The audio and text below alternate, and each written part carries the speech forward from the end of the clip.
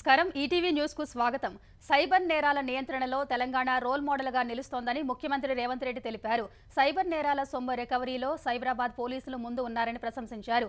Cyber నేరాలకు పరిష్కారాలను కనుగొనేందుకు హైదరాబాద్ హెచ్ఐసిసిలో ఏర్పాటు చేసిన షీల్డ్ 2025 సదస్సులో ఐటీ శాఖ మంత్రి శ్రీధర్ బాబుతో కలిసి సీఎం పాల్గొన్నారు।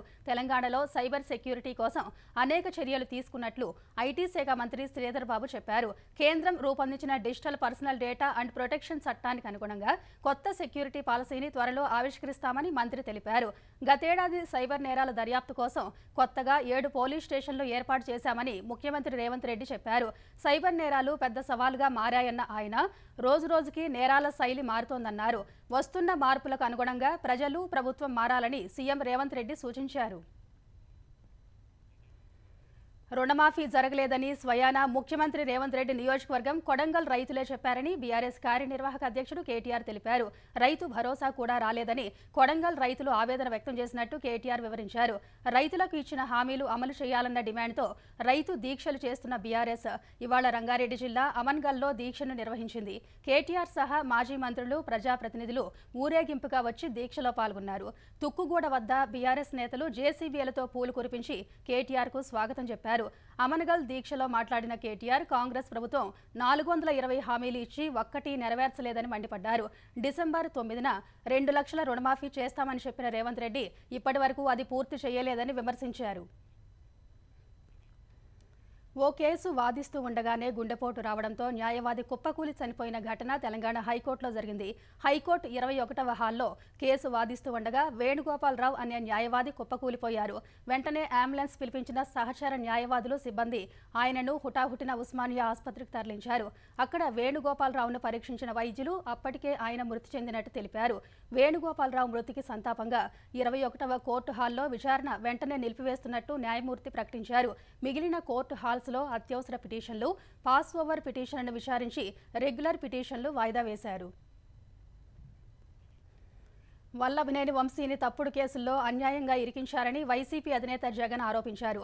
ఆంధ్రప్రదేశ్లో శాంతి భద్రతలు దిగజారాయి అనేందుకు వంశీ అరెస్టే నిదర్శనమని చెప్పారు। విజయవాడలోని జిల్లా జైలులో ఉన్న వంశీని జగన్ ములాఖత్తులో కలిశారు। పార్టీ నేతలతో కలిసి వచ్చిన జగన్ తాము అధికారంలోకి వచ్చిన తర్వాత అన్యాయం చేసిన వారి సంగతి చూస్తామంటూ పోలీసులను హెచ్చరించారు। తెలుగుదేశం నాయకులు చెప్పినట్టు నడుచుకునే పోలీసుల బట్టలు ఊడదీస్తామంటూ వ్యాఖ్యానించారు। దళిత ఉద్యోగి సత్యవర్ధన్ను కిడ్నాప్ చేసి హత్య చేస్తానని బెదిరించిన వంశీని ఏ ముఖం పెట్టుకుని జగన్ రెడ్డి పరామర్శిస్తారని తెలుగుదేశం నేతలు ధ్వజమెత్తారు। జగన్ కు దళితుల కన్నా నేరస్తుడు ఎక్కువైపోయాడా అని తెలుగుదేశం ఆంధ్రప్రదేశ్ అధ్యక్షులు పల్లా శ్రీనివాస్ ధ్వజమెత్తారు। దళిత బాధితులను పరామర్శించని జగన్ నేరస్తులకు అండగా నిలుస్తున్నారని మాజీ మంత్రి జవహర్ ధ్వజమెత్తారు। బాధితుడైన సత్యవర్ధన్ను పరామర్శించడానికి జగన్ కు ఎందుకు మనసు రాలేదని ఆయన ప్రశ్నించారు। దుర్మార్గుణ్ణి పరామర్శించడానికి వెళ్లిన జగన్ అధికారులకు హెచ్చరికలు చేయడంపై మాజీ మంత్రి సోమిరెడ్డి చంద్రమోహన్ రెడ్డి మండిపడ్డారు।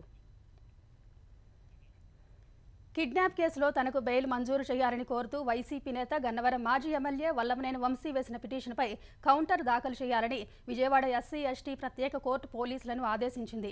ఇదే సమయంలో ఆరోగ్య కారణాల కారణంగా తన బ్యారెక్లో ప్రత్యేక బెడ్ ఏర్పాటు సహా ఇంటి ఆహారం తెచ్చుకునేందుకు అనుమతించాలని వేసిన పిటిషన్పై కూడా కౌంటర్ వేయాలని సూచించింది। అటు వంశీని కస్టడీకి ఇవ్వాలంటూ పోలీసులు వేసిన పిటిషన్పై విచారణ జరిపిన కోర్టు కౌంటర్ వేయాలని వంశీని ఆదేశించింది। ఈ కేసులో వివరాలు రాబట్టాల్సి ఉన్నందున వంశీని 10 రోజులు కస్టడీకి ఇవ్వాలని పోలీసులు పిటిషన్ దాఖలు చేశారు। 3 పిటిషన్లపై విచారణను కోర్టు రేపటికి వాయిదా వేసింది। భారతీయుల ఆశలు ఆకాంక్షలు నెరవేర్చేలా కేంద్రం ప్రజా బడ్జెట్ను ప్రవేశపెట్టిందని కేంద్ర మంత్రి రామ్మోహన్ నాయుడు తెలిపారు। వికసిత్ భారత్ సాధనే లక్ష్యంగా పద్దు ఉందని కొనియాడారు। గుంటూరులో మాట్లాడిన కేంద్ర మంత్రి ఆంధ్రప్రదేశ్ అభివృద్ధికి ఊతమిచ్చేలా బడ్జెట్లో కేటాయింపులు ఉన్నాయని వివరించారు। జగన్ చేసిన విధ్వంసం వల్ల ఏపీ అభివృద్ధి 20 ఏళ్లు వెనక్కిపోయిందన్న రామ్మోహన్ సీఎం చంద్రబాబు కృషి వల్ల గతంలో ఎన్నడూ లేని విధంగా ఏపీకి కేంద్రం కేటాయింపులు పెరిగాయన్నారు। ఏపీలో కృత్రిమ మీద కేంద్రం ఏర్పాటు చేస్తామన్నారు। ఆంధ్రప్రదేశ్లో వర్సిటీలకు ఉపకులపతులను నియమిస్తూ గవర్నర్ అబ్దుల్ నజీర్ నోటిఫికేషన్ విడుదల చేశారు. ఆంధ్ర యూనివర్సిటీ వైస్ ఛాన్సలర్గా ప్రొఫెసర్ జీపీ రాజశేఖర్ను నియమించారు. ప్రస్తుతం ఐఐటి ఖరగ్పూర్లో గణిత శాస్త్ర ఆచార్యునిగా పనిచేస్తున్న రాజశేఖర్ 3 ఏళ్లు ఏయువీసీగా కొనసాగనున్నారు. కాకినాడ జేఎన్టీయూ ఉపకులపతిగా సిఎస్ఆర్కే ప్రసాద్ను నియమించారు.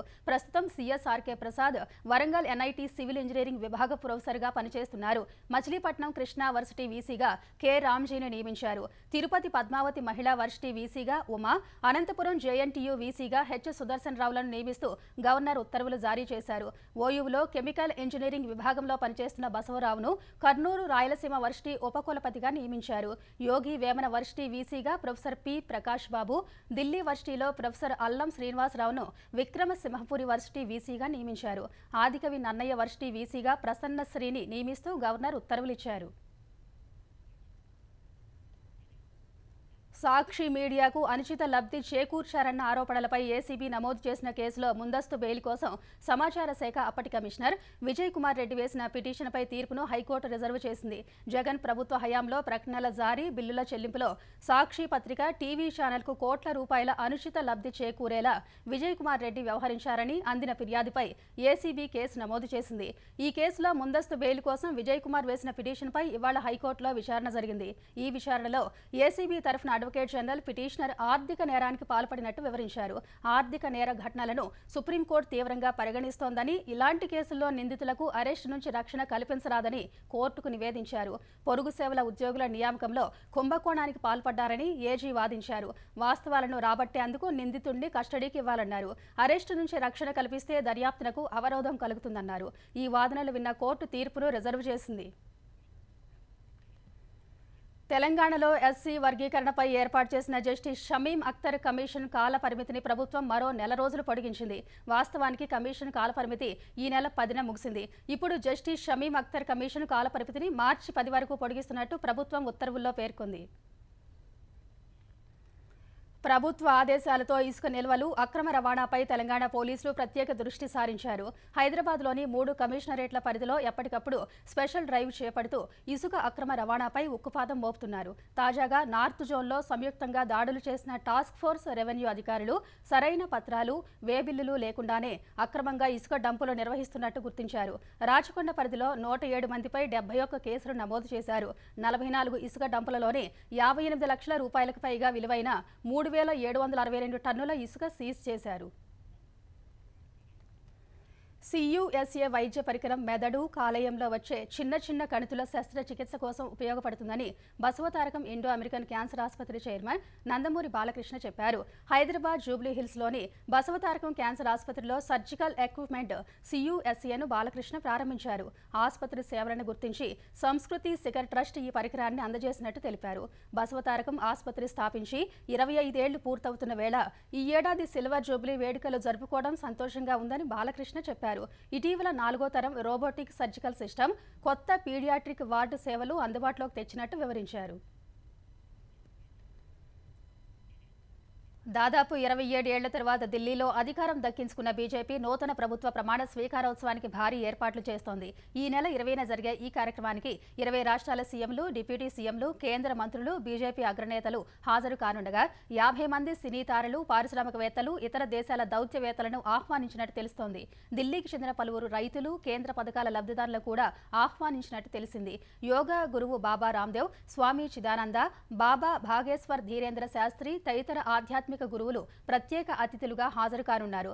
ఎల్లుండి సాయంత్రం 4:30 జరిగే ప్రమాణ స్వీకారోత్సవానికి రామ్లీలా మైదాన్లో భారీ ఏర్పాట్లు జరుగుతున్నాయి. ఢిల్లీ అసెంబ్లీలో 70 శాసనసభ స్థానాలకు ఈ నెల 5న పోలింగ్ జరగగా 48 స్థానాల్లో బీజేపీ గెలుపొందింది. ఆమ్ ఆద్మీ పార్టీ 22 స్థానాలకే పరిమితమైంది. ఢిల్లీ సీఎం రేసులో పర్వేష్ వర్మ పేరు ప్రముఖంగా వినిపిస్తోంది. రేపు సమావేశం కానున్న బీజేపీ శాసనసభాపక్షం ఢిల్లీ కొత్త సీఎంను ఎన్నుకోనుంది.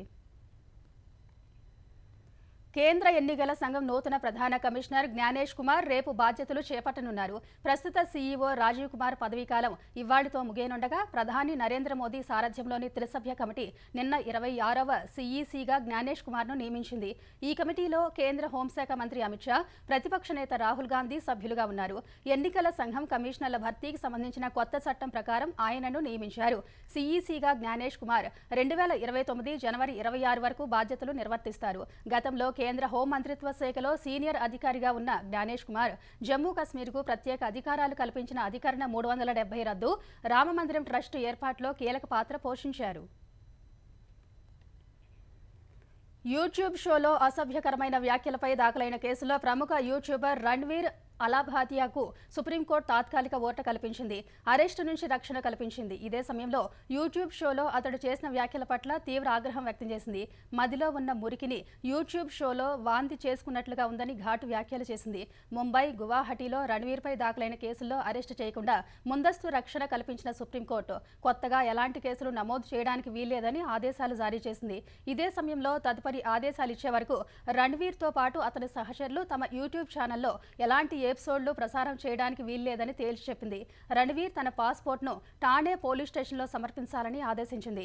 ముందస్తు అనుమతి లేకుండా దేశం విడిచి వెళ్లరాదని సుప్రీంకోర్టు తెలిపింది. మహారాష్ట్ర, అసోంలో దాఖలైన ఎఫ్ఐఆర్లకు సంబంధించిన విచారణకు సహకరించాలని రణ్వీర్ అలాభాతియాకు సూచించింది. భారత మార్కెట్లోకి అడుగుపెట్టేందుకు టెక్ దిగ్గజం టెస్లా చేసిన ప్రయత్నాలు ఫలించినట్టే కనిపిస్తోంది. త్వరలో దేశంలో టెస్లా కార్లు పరుగులు తీస్తాయని తెలుస్తోంది. ముంబై, ఢిల్లీలో ఉద్యోగ నియామకాలకు టెస్లా ప్రకటనిచ్చింది. ఇటీవలి అమెరికా పర్యటనలో ప్రధాని నరేంద్ర మోదీతో టెస్లా అధినేత ఎలాన్ మస్క్ సమావేశమైన కొన్ని రోజులకే ఈ పరిణామం జరిగింది.